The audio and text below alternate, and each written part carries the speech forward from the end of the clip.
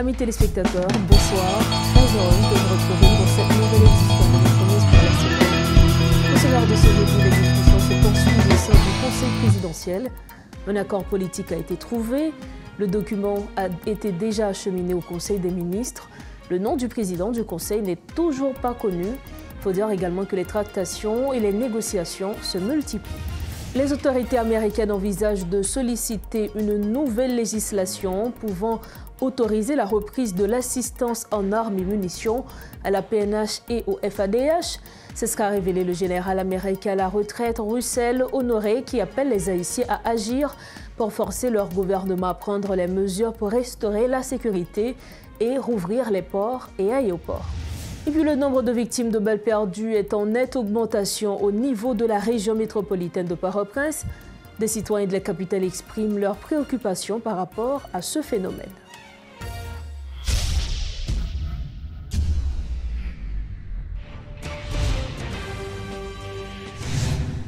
Donc, bonsoir à tous, bienvenue au développement des titres de l'actualité. On démarre Métro News en politique. Le Conseil présidentiel est au travail et s'active actuellement pour sortir le pays de la vacance de pouvoir. Selon Clarence Renoir du parti UNIR, il a par contre démenti qu'un président soit déjà désigné par les autres membres du Conseil.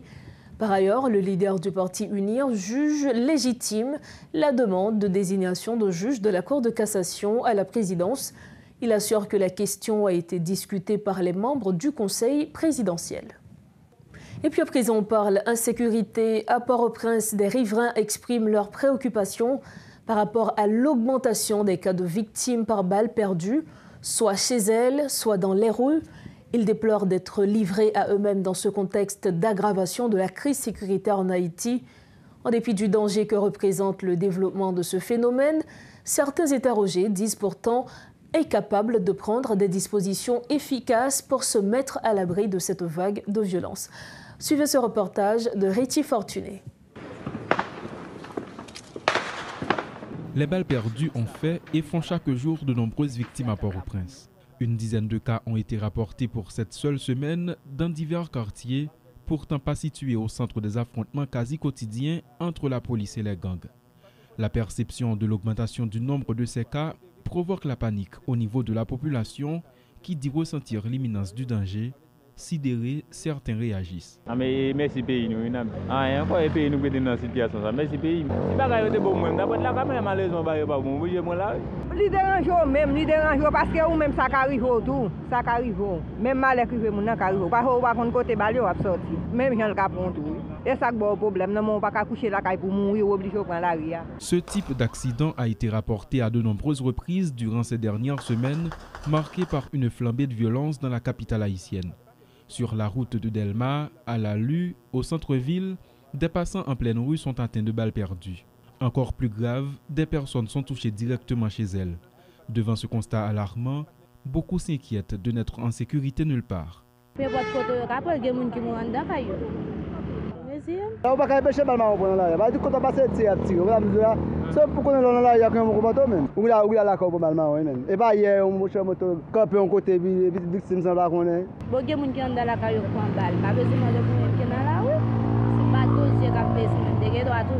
Occupé à plus de 80% par les bandits selon les défenseurs des droits humains, Port-au-Prince s'enfonce dans le chaos. Livrés pieds et poings liés aux gangs, d'autres citoyens tentent de se protéger en prenant des mesures individuelles. Des dispositions qui se révèlent peu efficaces compte tenu de la hardiesse des bandits, la peur au ventre, ils préfèrent s'en remettre à Dieu. Je connais la rue, pas bon, je connais pas ok, je connais pas normal, mais moi-même je suis avec une seule conviction, je sorti, je rentre la chambre parce que je connais une couverture. Et couverture là, il pas couverture la rue, il pas couverture policier, il pas couverture pour qui sous moyen, mais c'est Jésus. Avec dit me connais me sorti, m'a rentré au nom de Jésus. C'est bon Dieu me fait confiance parce que me pas dépendre de tête moi, vie me pas non même. Bon ça quand arrive me prendre non guet-apens, la police qu'on a tiré avec monsieur armé et puis moi même quand dans la rue, aller comme ça me chercher me protéger tête moi. Parce que je me localise côté tir, on a sorti et puis me protéger tête moi suite avec muraille, me coucher. Pour contrer l'assaut des groupes armés, des mesures ont été prises dans plusieurs quartiers par les riverains qui ont formé des brigades d'autodéfense. Ainsi, dans certains endroits, de grosses barrières et d'autres types de barrages sont érigés, limitant ou interdisant tout simplement la circulation d'inconnus dans les zones concernées. Mais face au développement du phénomène des balles perdues, la question de l'insécurité reste la grande préoccupation de chacun.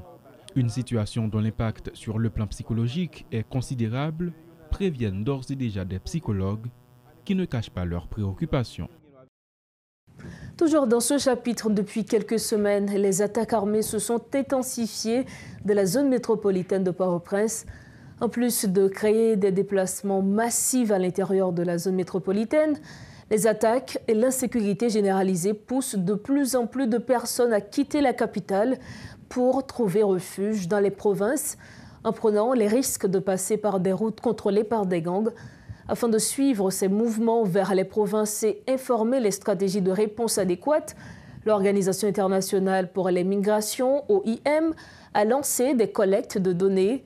Depuis le début de cette activité du 8 au 27 mars, cette activité a permis d'observer les mouvements de 53 125 personnes quittant la zone métropolitaine qui, en majorité, se sont dirigées vers les départements du Grand Sud, c'est-à-dire la Grande-Anse, le Sud, les Nippes et Sud-Est, une région qui accueille déjà plus de 116 000 personnes qui avaient en grande partie fui la capitale durant les mois passés. L'OIM rappelle que les provinces n'ont pas suffisamment d'infrastructures et les communautés hôtes n'ont pas de ressources suffisantes qui peuvent leur permettre de faire face à ces flux de déplacements massifs venant de Port-au-Prince. Autre information, le général américain retraité Russell Honoré poursuit son plaidoyer pour le rétablissement de la sécurité en Haïti. Au cours des dernières semaines, le général Honoré a défendu la cause haïtienne auprès des principaux collaborateurs du président Joe Biden, ainsi que du secrétaire d'État M. Anthony Blinken. Les autorités américaines envisagent de solliciter une nouvelle législation pouvant autoriser la reprise de l'assistance en armes et munitions à la PNH et au FADH. Selon le général, Haïti est un pays souverain et doit avoir une armée pour se défendre, pour protéger ses citoyens face aux gangs et pour apporter une assistance en cas de catastrophe naturelle. Il croit que l'administration américaine est sensible à ce dossier puisque la semaine écoulée, des équipements ont été accordés à la police nationale. Et puis le projet de résolution sur l'assistance technique et le renforcement des capacités visant à améliorer la situation des droits de l'homme en Haïti a été adopté jeudi sans vote, ce qui implique notamment le renouvellement du mandat de l'expert indépendant des Nations Unies chargé des droits humains en Haïti, ce qu'avait demandé Justin Viard, le représentant d'Haïti, peu auparavant en dressant un bilan sombre de la situation dans le pays.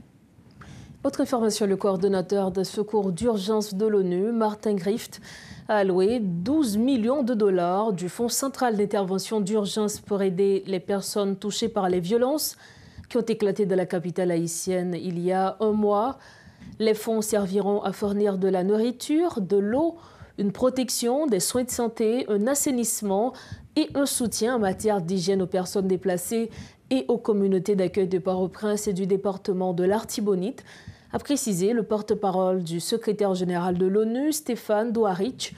L'ONU a décidé d'octroyer cet argent parce que le plan de réponse humanitaire n'est actuellement financé qu'à hauteur de 6,6%. Cela signifie que nous n'avons reçu que 45 millions de dollars sur les 674 millions de dollars demandés, a dit le porte-parole. Parallèlement, le Bureau des Nations Unies pour la coordination des affaires humanitaires, OCHA, a indiqué que la situation restait tendue. Les attaques contre les établissements de santé aggravant la situation déjà désastreuse de la population. Selon le Fonds des Nations Unies pour l'enfance, 3 femmes et enfants sur 4 n'ont pas accès aux services essentiels de santé publique et de nutrition de la zone métropolitaine de Port-au-Prince. C'est ainsi que se referme cette édition de Métro News. Merci infiniment à chacun de vous de l'avoir suivi. Restez sur Télémétropole. Bonsoir.